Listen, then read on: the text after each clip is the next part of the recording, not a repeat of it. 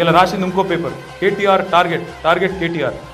Target ఉండాలి 6 గ్యారెంటీల అమలు, target ఉండాలి రైతుల వడ్ల కొనుగోలు, టార్గెట్ ఉండాలి రైతులకు రైతు బంధు వేసుడు, టార్గెట్ ఉండాలి చెర్లల చేప పిల్లలు వేసుడు, టార్గెట్ ఉండాలి దళిత బంధు లబ్ధిదారులకు మిగతా పైసలు ఇచ్చుడు, టార్గెట్ ఉండాలి స్కూటీలు ఇచ్చుడు, టార్గెట్ ఉండాలి లగ్గం చేసుకునే పిల్లలకు తులం బంగారం ఇచ్చుడు, టార్గెట్ గురుకులాలు మంచిగా చేసుడు ఉండాలి, టార్గెట్ ఓవర్సీస్లో ఇవాళ 2వ విడత స్కాలర్షిప్ రాక అవస్థలు పడుతున్న పిల్లలకు స్కాలర్షిప్ ఇది ఉండాలి. టార్గెట్ కేటీఆర్ కాదు.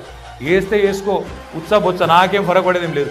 ఓ 2 నెలలు 3 నెలలు నువ్వు జైల్లో పెట్టి పైశాచికానందం పొందుతా అంటే నాకేం అభ్యంతరం లేదు. మంచిగా పోతా, యోగా గీగా చేసుకొని ట్రిమ్గా వస్తా, పాదయాత్ర ఎక్కుతా. కాబట్టి నేను భయపడేటోని కాదు, మేము ఎవ్వరం భయపడేటోళ్ళం కాదు. ఈ ఉడతా ఊపులకు, ఈ హౌలా మాటలకు ఎవ్వడు భయపడడు. రేవంత్ తెలుసుకో, గాసిప్స్ పక్కకు పెట్టి గవర్నెన్స్ మీద దృష్టి పెట్టు, కొద్దిగా సిగ్గు తెచ్చుకో. హైదరాబాద్ ఇమేజ్ నీ చర్యల వల్ల దెబ్బతింటున్నది.